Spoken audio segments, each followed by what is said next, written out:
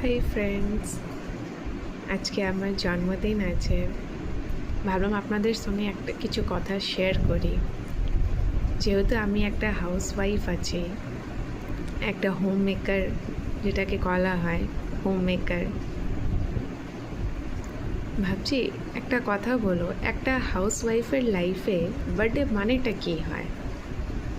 Birthday মানে সকাল উঠো, বাচ্চাদের জন্য রান্না বাড়ি করো, স্বামীর জন্য রান্না বাড়ি করো, তারপরে গিয়ে নিজের জন্য ফ্রেশ হয়ে নিজের সব কাজ করো।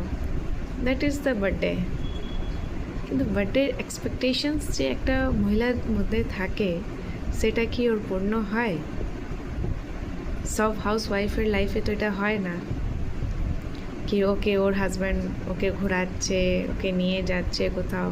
সবার লাইফে এটা এক্সপেকটেশনস ফুলফিল হয় না।